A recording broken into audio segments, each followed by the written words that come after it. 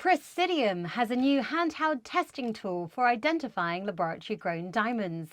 Let's check it out. I'm Julia the Gemologist from the Gem Academy, and welcome to my YouTube channel, the place for jewellery and gem professionals who would like to learn more about laboratory-grown diamonds.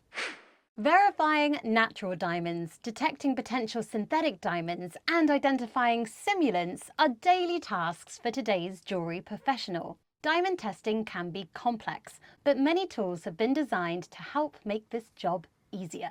Enter the OT by Presidium, a new compact and user-friendly diamond verification instrument which can be used on both loose and mounted stones. The OT is multifunctional as it can help us to separate simulants as well as separating natural diamonds and laboratory-grown diamonds, all in one single, easy-to-use device. Here is the OT. The OT is rather small, easily held in one hand, and its rectangular design is perfect for storing in a drawer or on a shelf. It has a digital screen and one probe, which is concealed inside the unit for protection and easy storage. We just need to slide it out to use it. The OT comes in a small velvet pouch, and there's a testing tray for loose stones. It operates on 3 AAA batteries for maximum portability or can be powered using a USB. The really useful aspect of the OT is its dual function probe. This is what allows us to separate both simulants and laboratory-grown diamonds from natural diamonds. This is not only a time saver, but it's super useful for those that cannot identify simulants by eye, and for those who can't separate diamonds and laboratory-grown diamonds by eye, which is everyone, as this can be impossible. Once a stone has been tested, it will get one of 4 possible results. Moissanite for synthetic moissanite, simulant for all other simulants, diamond, which indicates natural diamond, and type 2A CVD HPHT, which refers to type 2A natural diamonds and laboratory-grown diamonds. Stones that receive this last result could be either and need further testing to determine their identity.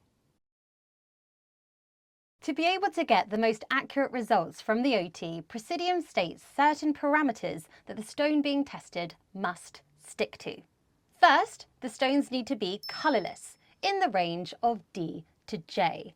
They also need to be well cut and be of a cut design that reflects light very well, so that the OT can draw an accurate conclusion. And lastly, the stones must be bigger than 1.6 millimeters in diameter, as the probe must fit onto the table of the stone. In case you're wondering, the OT cannot accurately test any rough stones. I tested my whole loose stone collection with the OT, as well as dozens of set stones of known identity, just to see how accurate the OT is. All of the stones tested were within the parameters set by Presidium. All synthetic moissanites were correctly identified. All other simulants were also identified correctly. All natural diamonds within the parameters tested correctly. And for laboratory-grown diamonds, I tested at least 50 mounted laboratory-grown diamonds of high colour grades, and all but one tested correctly. The one false result was this D colour oval 5 carat, which tested as natural diamond consistently. This is possibly due to its cut, as it had a noticeable bow tie effect, which is a clue that the light is not reflecting optimally off those central back facets. I also tested my loose laboratory-grown diamond collection. 30 were fancy cuts and 15 were round brilliant cuts. Of these 45 loose laboratory-grown diamonds, 39 tested correctly. Of the 6 that tested incorrectly, it's interesting to note that they were all fancy shapes. In this instance, they were either oval, pear, princess, or radiant.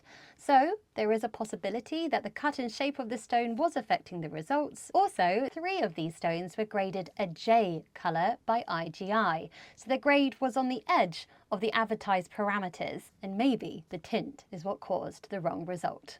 From these experiments, I was quite impressed with the OT, but I would say it's wise to keep in mind that this tester can give incorrect results. In my testing, this was seen only in fancy cut, laboratory-grown diamonds, as well as in those that have a colour grade close to the parameters stated by Presidium. So to be fair, we were kind of warned about that. The risky part of this is that when you do get an incorrect result, you won't know it's incorrect. So one tip could be to test stones multiple times. But just so you know, this didn't always lead to an accurate conclusion. Another tip is to perform additional tests. I recommend this approach to many screeners, as some diamonds and laboratory-grown diamonds can get misleading results. So the best way to be absolutely sure is to gather a range of supporting evidence to conclude from.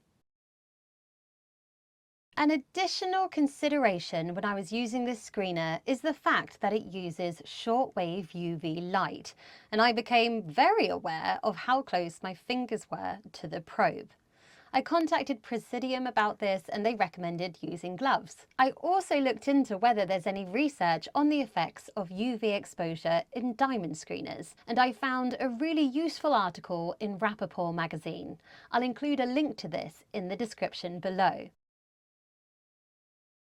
For a small unit, the OT did a pretty good job, accurately identifying most of the stones I tried with it. If you're interested in this screener, it would be wise to consider the type of goods that come into your business regularly. If the stones you typically deal with meet the parameters of the OT, this screener could be great for you. That's it for now. For more content, please subscribe to this YouTube channel. Thank you for watching, and I'll see you soon. Stones that receive this last result could be either and need further tests to determine their origin. That was meant to be origin.